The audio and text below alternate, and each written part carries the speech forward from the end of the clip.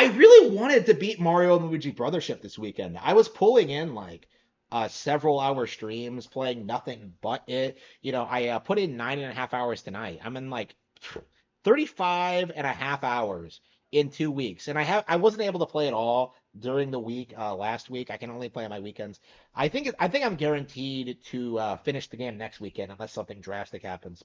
So yeah, I am well on my way to finishing the game. I have a pretty thorough like understanding of the mechanics and the issues and what the game is and how it presents itself.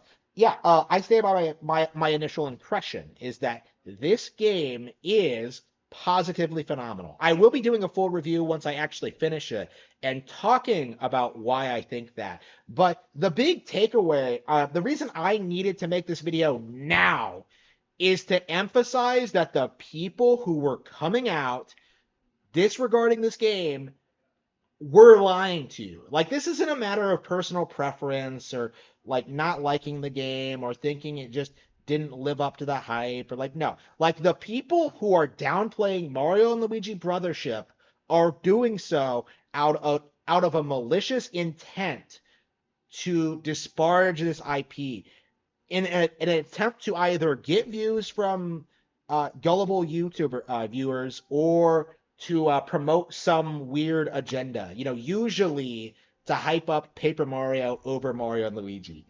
Right. That is a real thing. I've talked about this extensively. I have named specific individuals who have done it, but it does seem to be like this was the bulk of the people who were aggressively coming after Mario and Luigi at launch. People butthurt Paper Mario fans who have been tired of wiping their own asses with Paper Mario cutouts.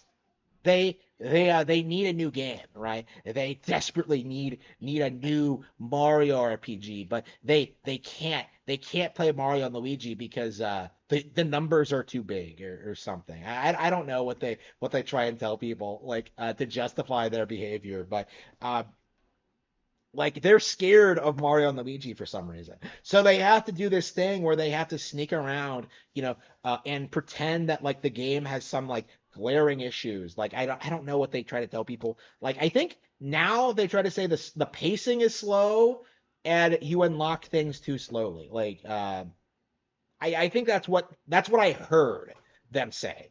And it's like they've never played an RPG before. And I suppose if they're Paper Mario fans, they never have.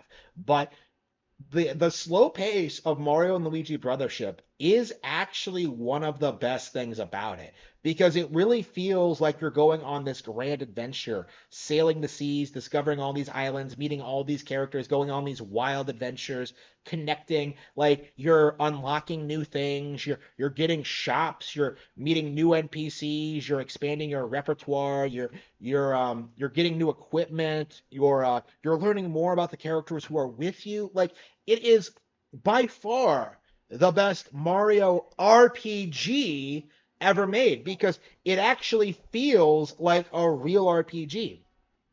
It actually feels as if there's this big open world for you to explore and a lot of characters for you to meet and interact in it. Right? Like this does so way better than Superstar Saga or Paper Mario or whatever else. We all know how this works in old in the older Mario RPGs, right? How you go to a town and you meet people and like you have some interactions with them, you go on some of the fun adventures, and then you go on to the next town, and then none of them are relevant ever again. There are characters in Super Mario RPG that have never reappeared ever, right? We've never seen Booster again. We've never seen Geno again, unless you count a cameo in Superstar Saga. We've never seen Mallow again, the Frog Sage. We've never seen like the Smithy crew. Like there's so much like iconic stuff in Mario RPG that people just love that has just never reappeared again. Brothership does not have that problem.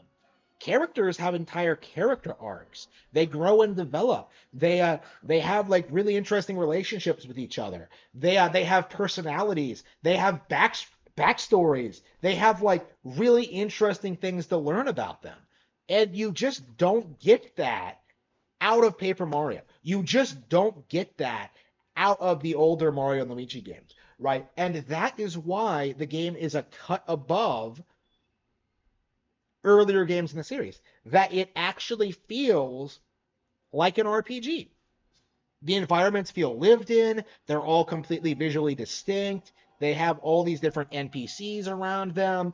Like, it's crazy how fleshed out and interesting the world feels and how well it's executed. Now, there are problems with the game, to be sure. Among them, the music's not as good as it used to be, and I do think the bros moves themselves are just not that interesting to use. Like, I feel like this is the first time ever I've defaulted primarily to using like the manual attacks over them, because the bros moves don't feel better than standard attacks in this game.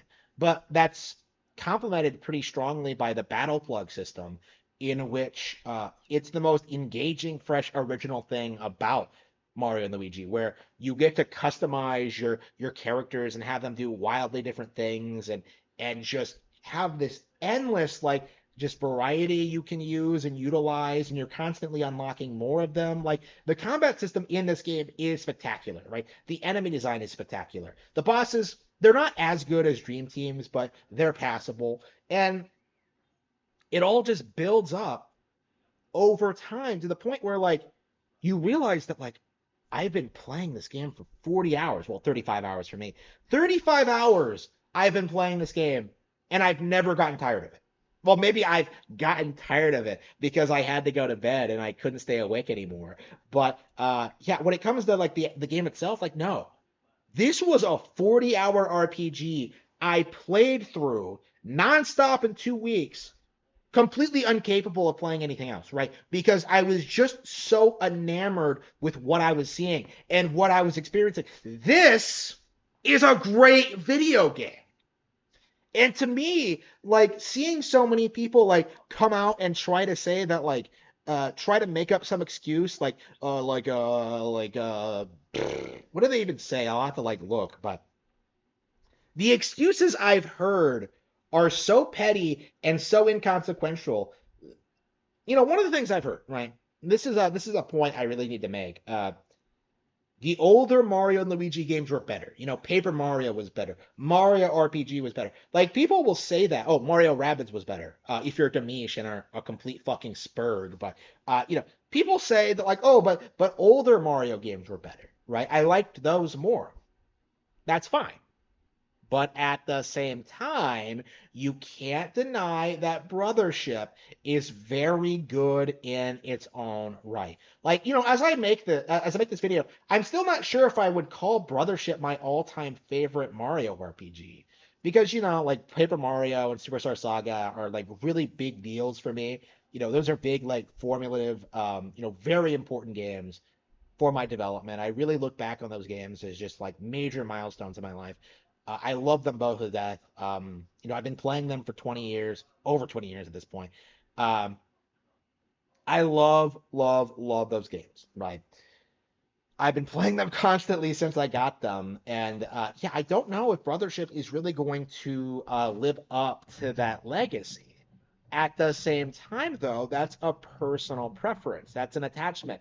From an objective standpoint, no matter how I feel about older Mario RPGs, how much I like or dislike them, there is no denying that Brothership has a lot going for it. This is a great game. Even if I end up feeling that Superstar Saga is better somehow. Like, at the end of the day, like, I just had an absolute blast playing Brothership, because even if there are better games out there, this was a masterpiece in its own right. And I do think that's the major takeaway I want to impart on people for this one. Same with Echoes of Wisdom too, because I felt the same way about that one. Is that like there may be better Zelda games out there, but at the end of the day, like, Echoes of Wisdom is very special for what it is. It is important for being the first major Zelda game to feature Zelda as a playable protagonist, right? It's a major milestone for the series, right? It introduced all this great lore and all these great gameplay mechanics, had all this great dungeon design, and was just a phenomenal game all around. Some some issues, some minor issues aside. Like objectively speaking, Echoes of Wisdom was a phenomenal game, one of the year's best, and the same could be said for Brothership.